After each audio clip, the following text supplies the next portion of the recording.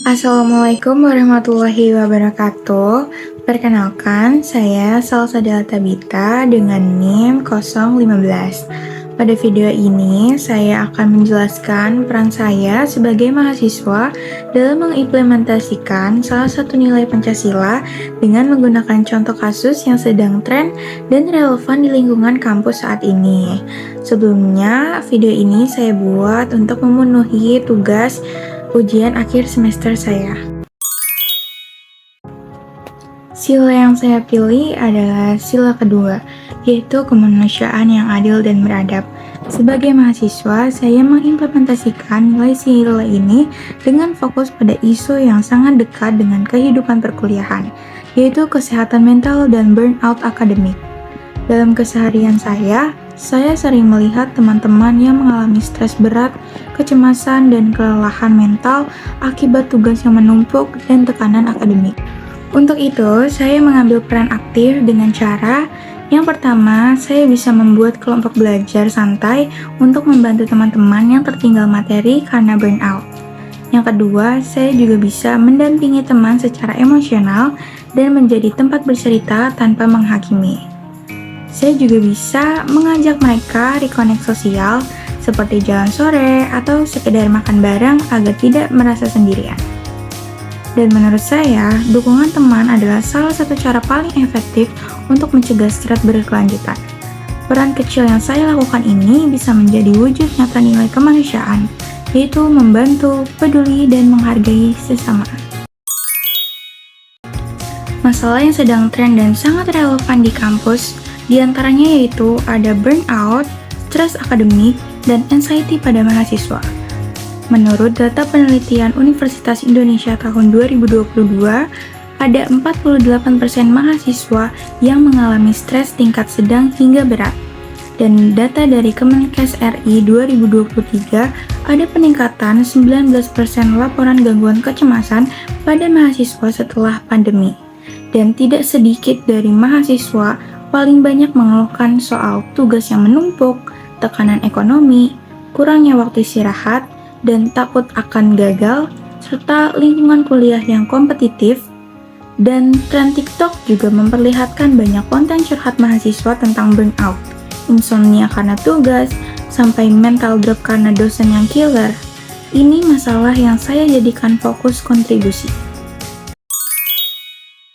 Sila kedua yaitu kemanusiaan yang adil dan beradab mengajarkan kita untuk bersikap empati, membantu sesama, menghargai martabat manusia, dan tidak membiarkan orang lain menghadapi kesulitan sendirian.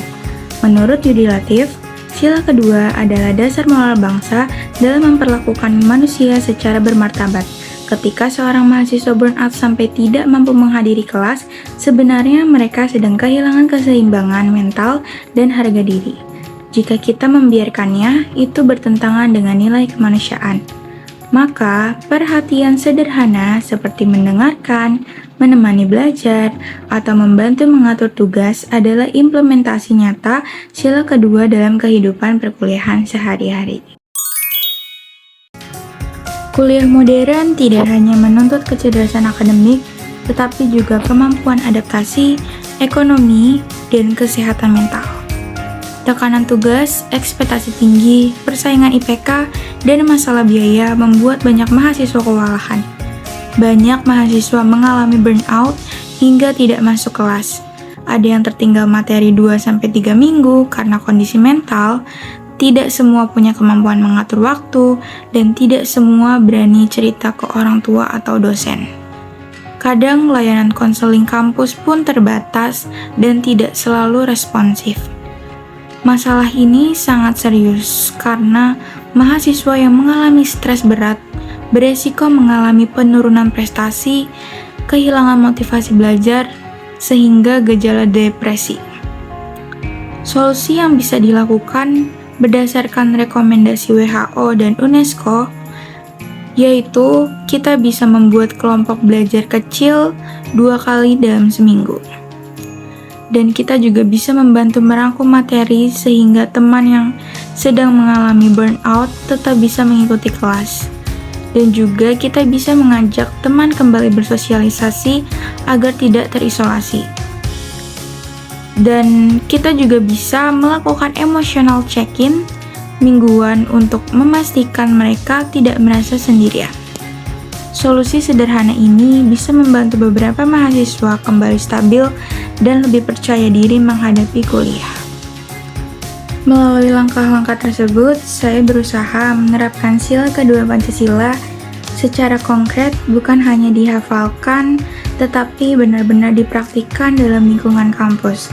Saya percaya bahwa kepedulian kecil dapat membawa perubahan besar, terutama ketika kita saling menopang sebagai sesama mahasiswa. Terima kasih telah menonton video ini. Semoga apa yang saya sampaikan dapat bermanfaat. Sekian dari saya. Wassalamualaikum warahmatullahi wabarakatuh.